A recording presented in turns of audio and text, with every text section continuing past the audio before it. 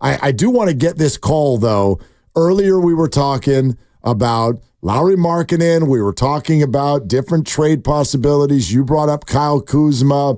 This led to Jonathan Kuminga, who I said I would drive to Utah if I could come back with Lauri Markkanen, which led to I despise Jonathan Kuminga. I don't like young people. I don't like 21-year-olds, and I think he's terrible. None of which is true.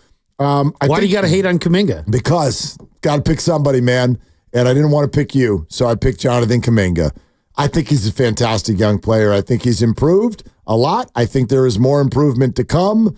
If I had to guess, and you could argue that I do, because I host a radio show on the home of the Warriors, I do not believe that Jonathan Kuminga will be an all-star. Now listen, I am the same person who once upon a time in the hallways of San Mateo High School looked directly into the eyes of one of my closest friends.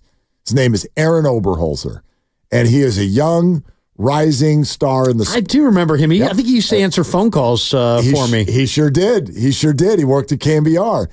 And I looked right in his eyes, and he was a young, rising golf player at the high school level, and he was really good in not just our community, but our league. Like, it was really good.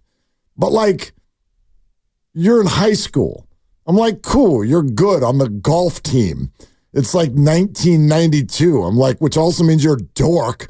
You know, that's how guys treat each other in high school. And I don't even know why it came up, but I probably someone was like, well, it's not like you could be on the tour someday. Dude, it's not like you're going to be on the PGA Tour, like, playing in foursomes with, like, Tiger and Phil. And he pulled out his Capri Sun out of the lunch that his mom made him, and he looked at me and he goes, you don't think I can make it? And I looked at him. Think of what a jerk does this. What jerk does this? One of my best friends in life. I looked right at him and I go, no. That's enough for me, Doug. No, I don't think you're going to make the PGA Tour. He stormed off. He was mad at me for a week. That's awesome. You know what he did? Went and made the PGA Tour. He was number 21 in the world. He was ranked number 21. What happened to him? He broke a bone in his hand.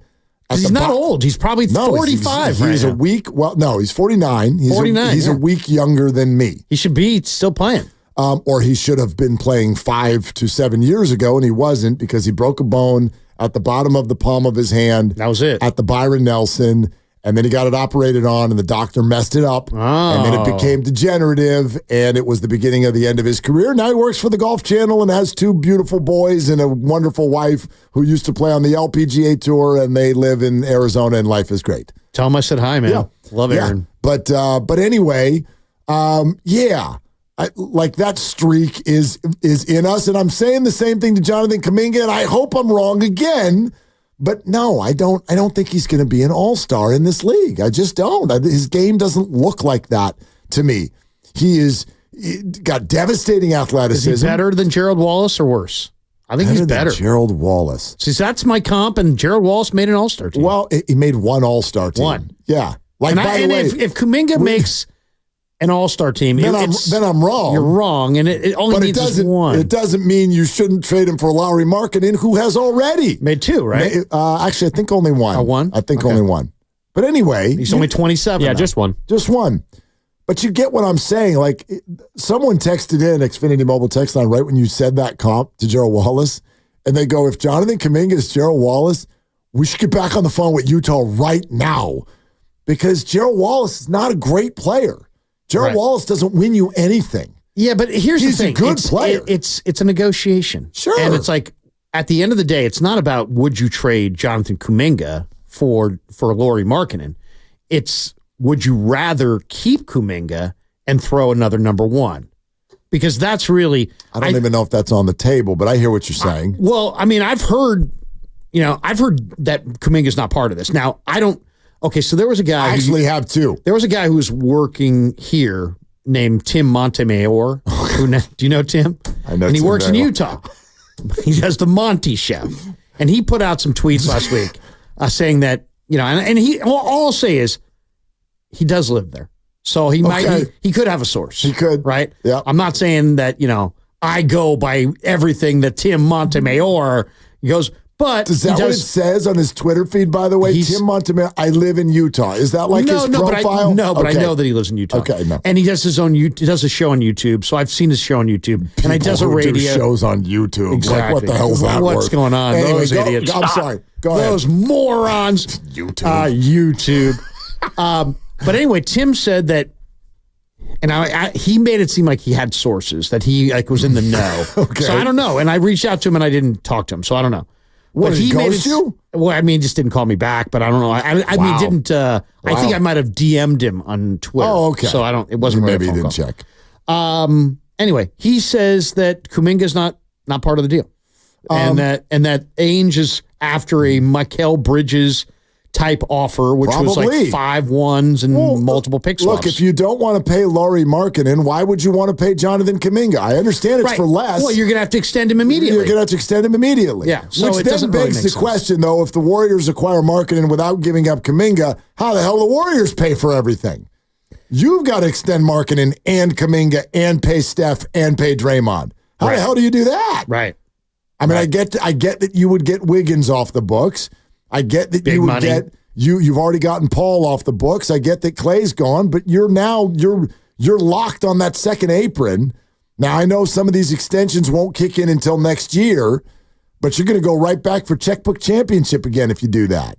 By the way, I haven't even asked you. Do you like what they've done so far? Don't hate it. Yeah, like I'm what do you like? You like Waters? You like Post? You like Healed? You like I don't even know slow-mo? I don't know. I don't Melton. What do you like? I think that my one sentence answer, maybe this is 2 sentences or you could put a comma in it, but I would argue the Warriors are a better defensive team and a worse offensive team.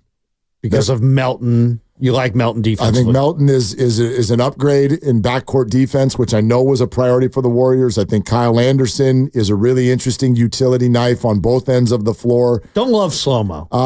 You don't? No, Smart player. I just can't. Yeah, but Smart is not fun. I don't like watching him play. I think his shot is brutally ugly. Yeah, he's not a fun player. He's a funny player to watch. He's very unique. Slow, elongated, disastrous kind of shot. That's how he got his nickname. I mean, it's brutal. Yeah, I feel like I'm watching 4th grade CYO. When he retires, he should work at the DMV. It'd be perfect for him. Yeah, like that's how he got his nickname. His game but is it's effective. Truly ugly. But it's effective. Okay. It's effective. I think Kyle Anderson in a read and react system is going to be a very good thing for the Warriors. I won't debate effective, but as long as you grant me ugly. Yeah, absolutely. Yeah. Yeah, but ugly, that happens sometimes. Sean Marion's shot was ugly. Yeah. You know what I mean? Yeah. Lonzo Ball was the number 2 pick in the draft. Lonzo's shot was really ugly. Mm-hmm. By the way, I really thought that Lavar Ball was going to be a constant in our lives. Have you noticed that Lavar Ball is not a constant in our lives? Because his job is done here. Because he's got his guys to the league, and that's it? Of course. That was the whole... But DeStilio's still out there, isn't he? The guy who ripped off stuff from China? Leangelo? Yeah, Leangelo. Leangelo. What do I call him? Lestilio? Call him DeStilio. Who are you, John Travolta? That wasn't even close. What the hell just happened there? It was my play on his. It was my play on his theft. What the hell just happened? His international incident. DeStilio Ball? Yeah, Leangelo. Leangelo Ball. Is he still talented? Does he? What? I was calling him Lestilio because he stole stuff from in China. Now I get it. Lestilio. Yeah, Leangelo. It was like an international incident. That went over my head. Yeah. Okay. But since he's not in the league, he's not going to make it. He's not going to make it. And Lonzo's never coming back, right? He thinks he is, or he's saying he is. He's saying he will this year. But I think LeVar might be one of the reasons the Warriors passed on LaMelo. And because they just didn't want to deal with LeVar. It's possible. It's also possible they were looking at fit. They needed a big, not a small. They had the Splash Brothers. Do you want another guard? I get it. I was fearing LeVar on draft day. That's what I want no part of him. Yeah, I want no part of him. Part of him. I bet you the Warriors want no part of him either. I would imagine that it was at least discussed for sure. Yeah, because back then he was loud. It was a thing. And he was being loud. It was ridiculous. He was like, I'm going to dictate this, the whole thing. The whole thing was... It was the Big Baller brand. I think it wasn't it all about the shoe? Big Baller brand, and it was all about, you remember, Lonzo was going to be better than Steph Curry. Right. And you know, Steph couldn't hang with Lavar Lonzo. himself said he thought he could score on Michael Jordan in one-on-one. I mean, it was absurd. It was a X's and O's absolute documentary on how not to deal with your kids. how to win in the age of social media, how to gain attention. Like, I don't want the conversation to go here at all, but if you want to know the book that Lavar read, one of the candidates for president read the same book. It's an absolute book on how to get people talking, get your name out there, just wild statements, just woo, throw them out there all over the place. Woo! People start eating it up like a bowl of cereal at midnight. I don't know why, but it works. Why did he stop, though?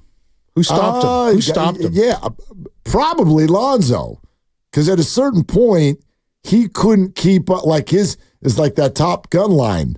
Like his body couldn't cash the checks that his dad was writing. Right. You know what I mean? That'd be my guess. I do think he distanced himself from LaVar at a certain point. And then once LaMelo was in the league and playing his butt off, what's left? I still thought we'd hear from LaVar a little bit. But we're not hearing anything from him. Once you're a pro in the league and you're making millions of dollars, do you want dad on social media? No. It gets dangerous. Yeah. So I think that's my guess. I have no idea. Yeah. I have no idea. Did you ever interview him when he was going on every show in America? No. I mean, I was entertained by it. We played all the cuts. We had him on once on Fox. It was me and Broussard. And go ahead. You haven't? Thank you. No. I was I thought you were going to play a cut. Yeah, no, great. Here's me and Broussard. Stop whopping me. We had him on one time, and I'll never forget it because this is one of those situations where, like, you start to try to just dip your toe in the water in terms of the juice that you have. So this came from above, and they were like, "We're having Lavar Ball on," and I was totally turned off by the whole thing. I'm like, "This is a joke. This is a game he's playing, and it's just a publicity machine. I don't really want to be a part of it." And so I was like, I'd like to vote against us having Lavar Ball on. I do not want to have, because by then it had been so played out. Like, I do not want to. So, but you didn't. I'm out. Was it more out of I'm putting my foot down, or did you not think that him being on the show would move the needle? Both. Okay. Well, I was I don't want to be the platform that is just your next stop to say something. We're not giving this guy a vine. Right. Number one. And number two, I was like, it's also kind of played out by now. Like, he's everywhere. So I'm like, I really don't want to do it. And they went, no problem. You don't have to do that segment. Instead of saying, no problem, we won't have him. You can sit it out. No problem. You can take the segment off. I was like, oh. And then I was encouraged by a friend. They were like, no, dude, do it. And if that's how you feel, ask questions from that place. Like, try to challenge him for the ridiculousness. And I do remember, well, I asked questions like, do you buy into the idea that any publicity is good publicity? I remember asking him that. Right. And he was like, it was almost like any dummy knows that's true. And I was like, I don't think that that's true. I don't think any publicity is good publicity. There are literally PR firms because some publicity is bad publicity. I might have gone with you really think you could take Jordan? I mean, but that's this stuff. It's so absurd, Like, I just didn't want to anyway. I'm betting on Michael against you, LaVar. I'm just like, what are we doing? So anyway, yeah, you poked around here or there, and he said all the same stupid stuff that he always says, and then we moved on with our lives. Nice. So nice. Anyway, 888-957-9570. Let's take some more calls. Radio segments that you wish you never entered into. That's a long list. It's a long list. Let's go to Dennis in the city. Hi, Dennis. What you doing? How's it going, guys? Great show. Thanks, man. What's up, man?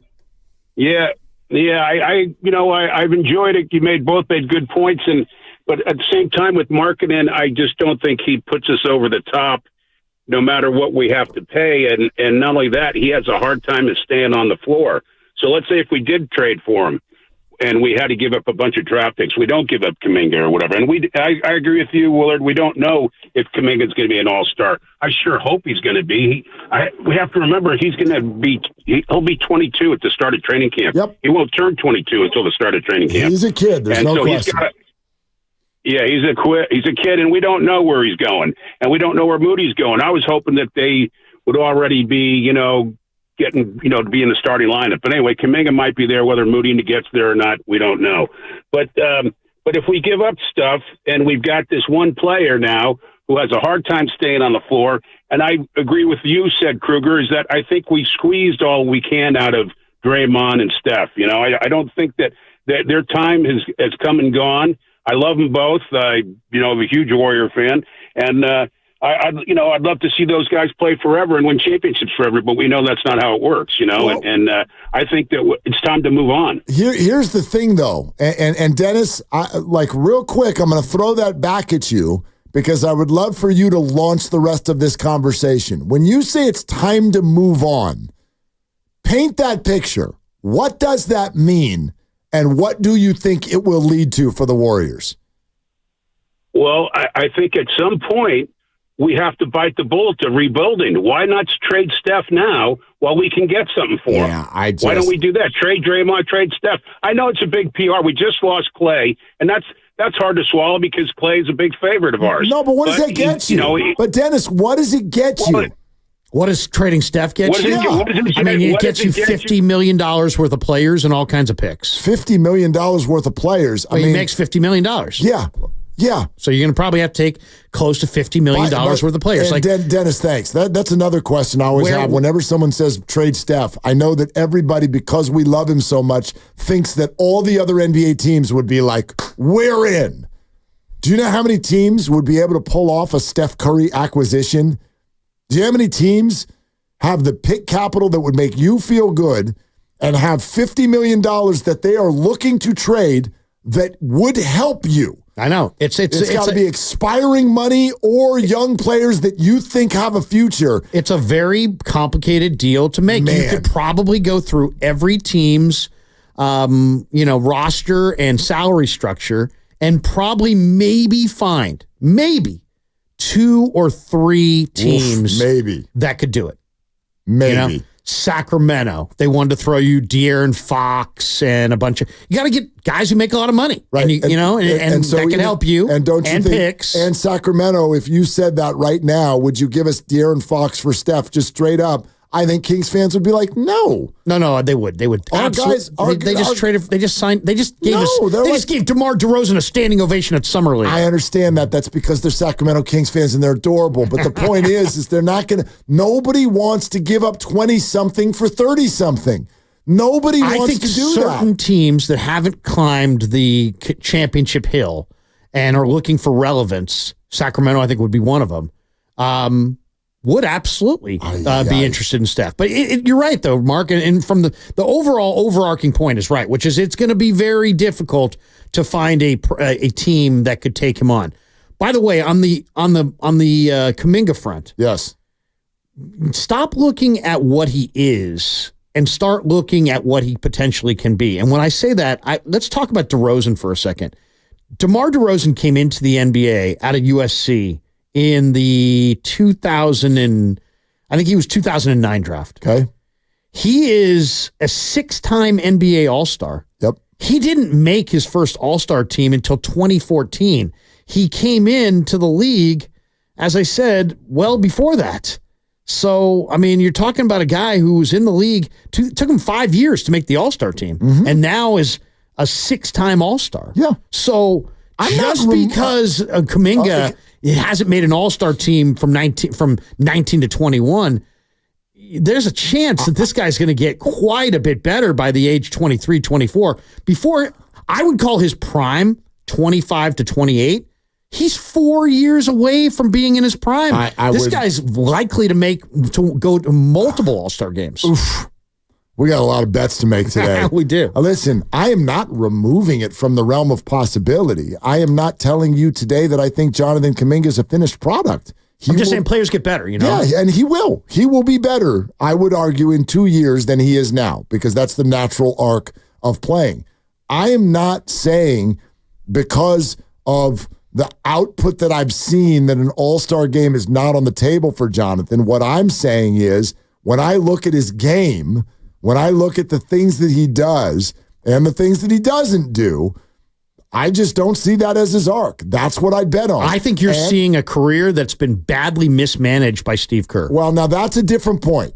That's a different conversation. Why do you feel that way? Because I don't think Kerr has managed him right at all. I think he hasn't brought him along the right way at all. I think he's been stops and starts and lack of confidence and, times where he's quit on him and not believed in him. And that's on Steve. Well, I'm just saying, in my opinion, cultivating a young talent like Kuminga is a big part of your job. I think Steve's great at bringing the group from Halloween through the 4th of July and keeping it together. Mm-hmm. That's what he's good at. Yep.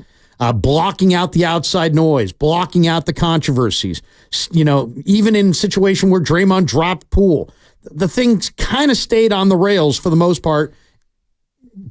Kind of, yeah. But that's what Steve's best at. He is what Phil was he's great at bringing a group and kind of endearing himself to that group and bringing the group from October to July and keeping it together.